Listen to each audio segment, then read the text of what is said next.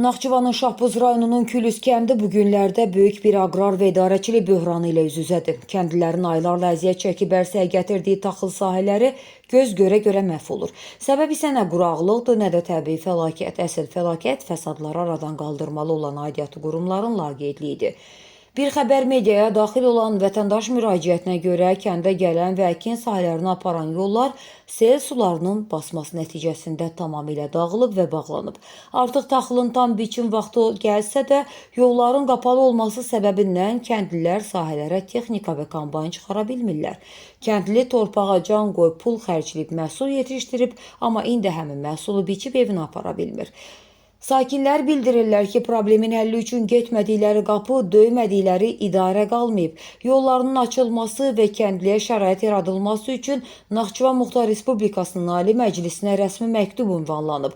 Rayon İcra Hakimiyyətinə və yerli bələdiyyəyə dəfələrlə müraciət edilib. Lakin bütün bu müraciətlər məmurların bürokratik masalarında əriyib gedir.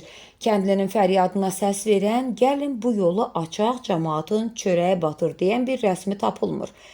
Möhürü icrada özü kağız üzərində olan bələdiyyələr.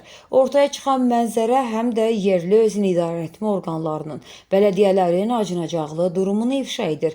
Kənd sakinlərinin ittihamlarına görə rəsmi olaraq bələdiyyə institutu mövcud olsa da, onların heç bir real gücü və səlahiyyəti yoxdur.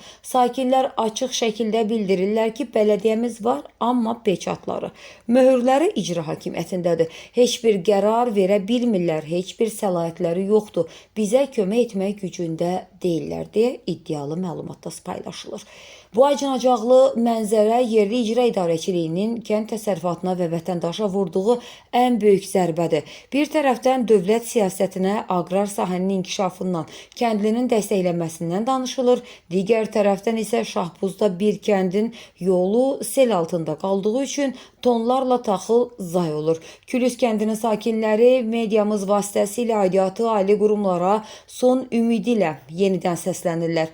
Məmurlar kabinetlərindən çıxsınlar, bələdiyyələrin əsir götürülmüş möhürlərini və səlahiyyətlərini bir kənara qoyub, kəndə texnika göndərsinlər və yolları açsınlar. Əks halda bu il Külüs kəndi üçün ruzi yox, acılıq və müflisləşmə ilə olacaq deyə sakinlər narazılıq edirlər. Səsləndirilən iddialarla bağlı bütün maraqlı tərəflərin mövqeyini işıqlandırmağa hazırıq. Şahbuz rayon Külüs kəndindən 30 hektara qədər görürsünüz ki, taxıl əkmişəm. Keçəndə Naxçıvana gəldə çəkiliş elədilər, noxudumuz adımı çəkdilər. Sel aparıbdır. Bir aydır ki, biz Naxçıvana ali müəssisədə gedib ərzə yazmışıq. Dostlar, qrederi salıb bizim yolu aşmırlar.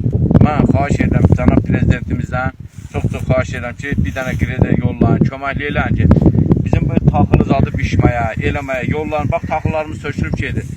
Biz heç otu da bişməmişik. Baxın. Harada gedirik, deyirlər ki, qreder gələcək, bizi sayan yox, bir şey eləyən yox. Bir aydır ki, düz biz bir qrederin üstündə əlləşirik ki, bizim yollar atalar, biz gəlib taxılarımızı biçək. Biz prezidentdən kömək istəyirik.